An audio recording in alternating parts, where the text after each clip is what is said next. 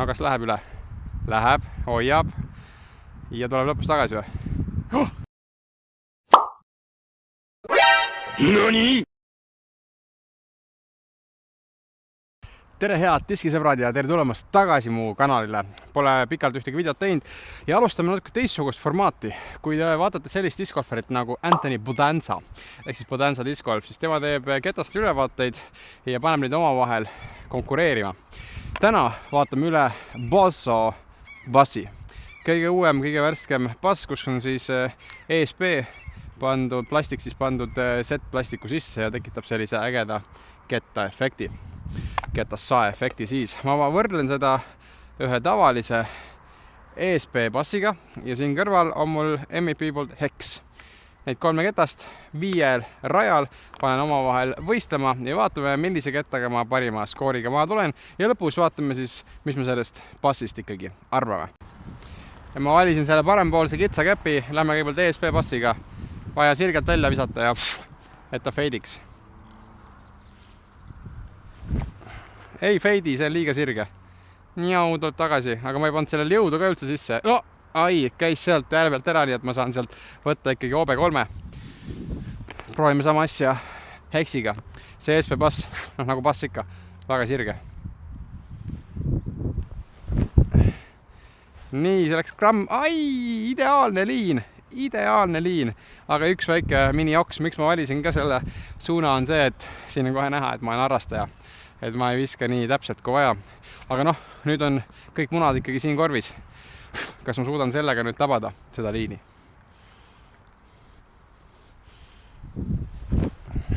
Suudan.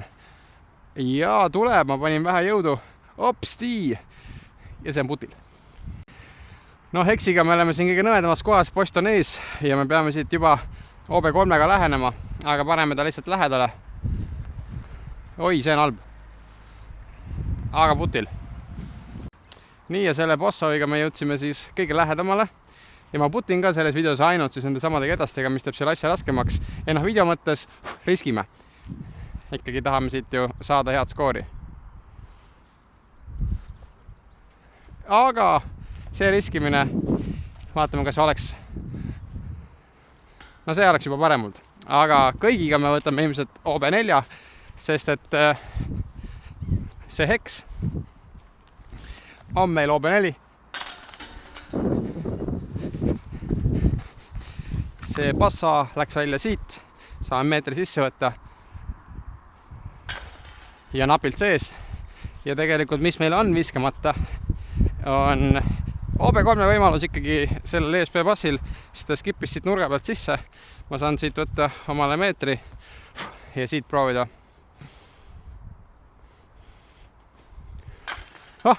Sellega tuli OB3, nii et hetkel juhib ESP bass. Ja Haapsalu 3. drop zone on järgmine, kus me mängime. See on siis 50 meetrit, ehk siis see peaks näituma väga ilusti ära, et kui sa annad sellele haiserit vähe jõudu, kui palju ta siis ära feidib. Alustame hetke võitjaga ESP bassiga. Ruumi on küll ja veel.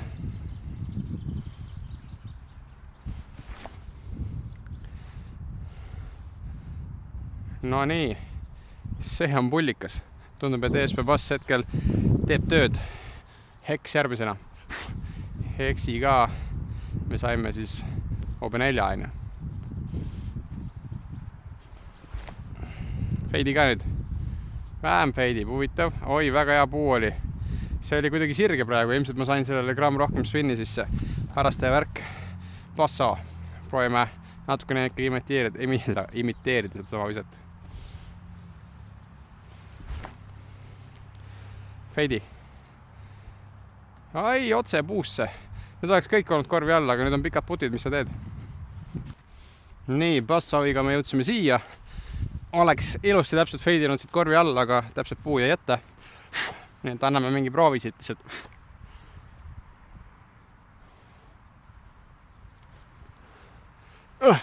Siit proov. Aga Hex on siin. No see peaks olema natuke realistlikum. Et siit ikkagi muidugi midariga puttida on ka paras oskusega.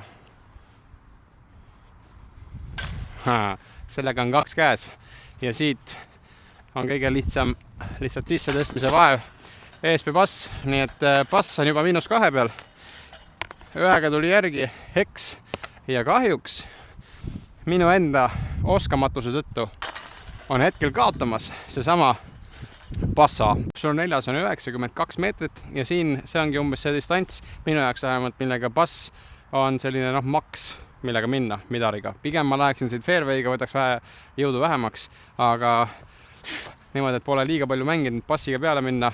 Ma ei hakkaks eeldama, et ma sinna korvi alla viskan, aga paneme proovile. ESP Pass läheb esimesena.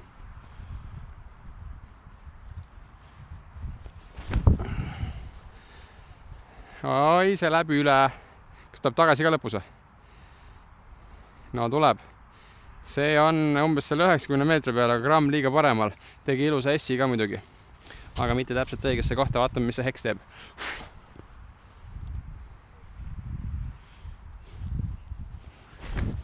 Oi, jälle annukas sisse. See on kehv. Oi, see on väga alastabiilne võrreldes eelmisega. Ossa poiss. Selge. Nüüd me nägime selle ära, nagu muidugi annukas läks ka sisse. Selge, suru rohkem Aiserisse ennast. Proovime sellega midagi teha. Madal, aga ilus sirge. Aps, kus see on sirge või? Ja lõpuni sirge. Ja see on parkla. Lõpuni sirge Passaviga. Ja ketas ju. Ja kuna lapsevankriga ei ole kõige mugavam siin muru peal olla, siis võtame kaugelt selle kaadri. Kõige põnevam on see, et Hex, ESP Pass ja Passa on peaaegu kõik ühe joone peal. Siit ma nüüd näen, et see Passa ei ole ikkagi pulikas. Aga Hex on siin, umbes 85 meetrit, 90 meetrit ikkagi tuli. Ma ei tea, ma ei hakka siit jump utima. Ma lähen ikkagi väikse lähenemisega. Tuisukas otse puusse ava. No ütleme, et ketas on hea, aga kui sa oled samasugune mähkar nagu mina, siis mis sa teed? Sa võtad sealt võib-olla 4 isegi. Aga järgmisena me oleme siin ESP Passi juures ja see on juba gramm lähedamal. Siit on võimalik isegi proovida midagi. Tuul on ka minu poolt vaadates paremalt vasakule. Hea, et see puu ette jäi. Sellega saab 3. Hex tuli siia. Teie küll korvi ei näe, nii et ma annan teile live kommentaariumi kaasa. Vastu tuul, kehv putt, ma ei looda midagi. Spinni rohkem andma. Oi, ja üle ka veel. See oli mu 3. Jube. Nii, ja see Hex on nüüd sellises kohas, et tavaputteriga ma oleks enesekindlam. Ma ei tea, miks mulle ei meeldi selle midari tunnetus käes. Aga noh, ikkagi siit 4 ära võtab. Ja ESP Pass on siin väga lähedal. Seda polnud midagi ära puttida. Aga nüüd siis see Passa on selle raja puhul kõige sitemas kohas, mis üldse annab olla. Ma võin proovida siit, aga sellega ma teen endale võib-olla karuteene ka, kui ma hakkan midagi lähenema, aga noh, teeme teile midagi siit, vaatame. Noh, sellega on siis nii, mis tähendab, et ma saan siit minna põlve peale ja siit proovida haps, võtta 4 hoopis. Ja hapsul 87 meetrit üle tiigi, kus ikka testida kettaid esimest korda, kui mitte üle vee. Hakkame minema, kuna hästi gramm õrn on vastu tuul ka, siis ma pigem proovin sihtida gramm vasakule, et nad kõik triiviksid siis paremale ja näeme nende stabiilsus sedamoodi ka ära. Kõigepealt ESP Pass.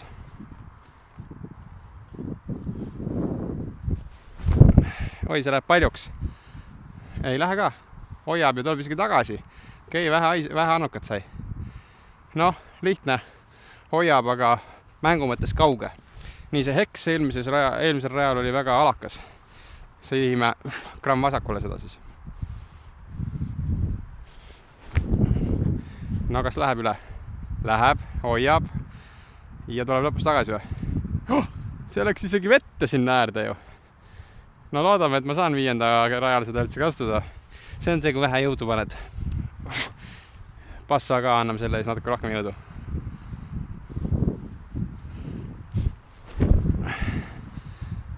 Ei, see on stabiilne ikkagi.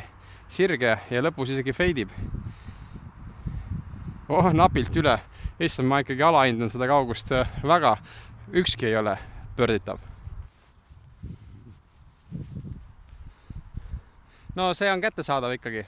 õnneks. Ma ei tea küll, kuidas, mul ei ole seda konksu kaasas, aga mul on tunne, et kui ma selle mingi puudu ikkagi siit proovin kätte saada, siis see upub ära. Ta on täpselt sellises kohas, et oleks ta natukene siia-sinna vajunud, oleks see lännu. Juhu, käes ta on peale veidikene ponnistust külmas vees ja oma pükste ohverdamist. Ja hea, et see Basso meil ka vette ei lennanud. No siit ei ole muud midagi teha, kui tegelikult lihtsalt läheneda sinna korvi alla ja hops ja lasta tal olla seal all just ja puttida 3 sisse. Ilmselt me kõigi ketastega välja arvatud nüüd selle ka võtame siit 3, sest et selle ESP Bassiga ma võiksin siit proovi anda ja teie jaoks lihtsalt mingi väikse kõrge siukse issi puti, dad poti kõrgele, aga ei feidib ära. Ta on midar ka, mis sa ootad sellest. Ja nii, täpselt nende vahel oli see. Ehk siis, kui ma siit võtan meetri sisse, siis on lihtsalt siit samamoodi hops, visata alla ja puttida sellega OB4. Mul tuli siia ka üks ketas, mida teie ei läinud. See on selle aasta Ledgestone'i Crystal Flex Raptor mega mõnus plastik. Kui te tahate näha, kuidas see lendas, siis mingi TikToki. Aga ega siin ei ole midagi. Heksiga. Heks võtab siit nüüd OB4. Basso võtab siit 3 ja ESP Bass kõigi eelduste kohaselt peaks ka võtma 3. Ja nii on. Nii, ja me oleme siis 5. raja juures, kus lõpus siis vaatame, kuidas need omavahel lõpuks ära võistlesid. See on siis 18. rada, Haapsalus ESK rada, 73 meetrit. Vaja tabada kõigepealt seda esimest käppi, Mando puu on paremal ja üldiselt ma läheksin mingi PD või Raptori või teinekord isegi mingi siukse grammstabiilse fairway'ga igal juhul vähe jõudu ja et ta feidiks. Siin ma elu sees ei läheks midariga, aga sellepärast ma selle rajaga valisin täna võistlusesse, et ma prooviksin eeskäega Haiseris neid kätted välja visata. Alustame siis ESP Bassiga. Ilusti läheb ju. Opatii. Ma ei teadnudki, et ma oskan midaraid nii hästi forega visata. Aga see on ainult ühekordne. Paneme siit selle heksi kohe otsa. Vähe jõudu. Ma olen nüüd harjutanud see hooaeg uut ESK tehnikat, uut pealeminekut, keha rohkem keerata. Ja mõte on see, et ma ei proovi tugevalt pisata, vaid ma keskendun lihtsalt randmele ja distants tuleb, siis tuleb. Nii, heks. Sama asi. Hops, joppas ka praegu. Aga, lühike. Aga tegi ikkagi selle ära, mis ma tahtsin. Räägi veel juttu. Keskendun nüüd, Roger. Basso peab saama ka tähelennu.